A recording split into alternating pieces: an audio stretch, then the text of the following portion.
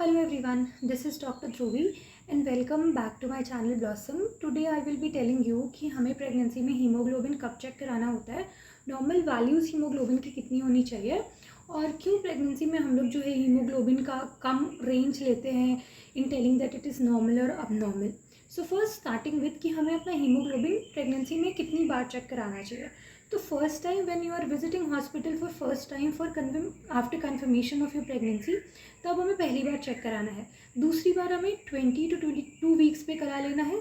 Second हमें 28 to 32 weeks पे करा लेना है. और फोर्थ टाइम 36 वीक्स से लेके टर्म तक एक बार फिर से चेक करा लेना है. फर्स्ट जो हम लोग हीमोग्लोबिन चेक करा रहे हैं वो और जो लास्ट में करा रहे हैं वो बहुत इंपॉर्टेंट है, क्योंकि पहली बार आप जो हीमोग्लोबिन चेक करा रहे हो वो आपके फर्दर ट्रीटमेंट को बताएगा और लास्ट में टर्म में आप डिलीवर करने वाले हो. So with less haemoglobin it is very dangerous for you to get delivered. वैसे तो थ्रू आउट द प्रेगनेंसी आपका जो हीमोग्लोबिन है वो मेंटेन रहना चाहिए. अब हमें पता कैसे चलेगा कि हमारा हीमोग्लोबिन नॉर्मल है कि नहीं है.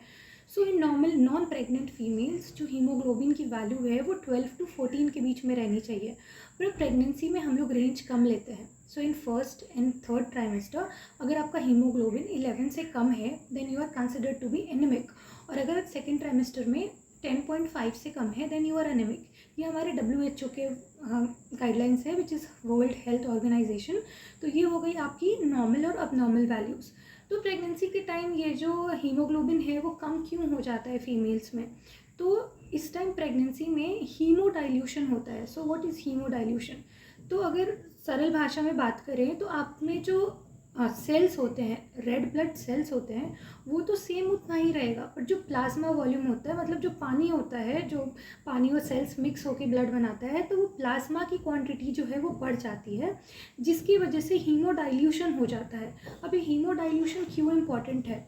तो पहली बात तो हीमोडाइल्यूशन की वजह से आपका जो ब्लड है वो पतला होता है. तो पतला क्यों होना चाहिए? तो पहला तो ये आपके बच्चे में प्लेसेंटा के थ्रू जो आपके बच्चे में नरिशमेंट और ऑक्सीजनेशन, जो ऑक्सीजन जाता है उसके ट्रांसपोर्ट को इजी बनाता है, क्योंकि आपका ब्लड पतला हो गया. और दूसरा बहुत ज़्यादा इंपॉर्टेंट है कि जैसे ही आपकी डिलीवरी होती है उस टाइम ब्लड लॉस बहुत ज़्यादा होता है. तो हीमोडाइल्यूशन की वजह से होने में, जब हीमोडाइल्यूशन के होने की वजह से जो आपकी डिलीवरी के टाइम ब्लड लॉस होता है बहुत हद तक कॉम्पनसेट हो जाता है, क्योंकि ऑलरेडी आपके बॉडी में ब्लड की अमाउंट बढ़ गई है, मतलब जो आपका ब्लड है इन टोटल वो बढ़ गया है. तो डिलीवरी के टाइम अगर नॉर्मल क्वांटिटी में ब्लड लॉस हुआ तो आपका बॉडी टॉलरेट कर सकता है.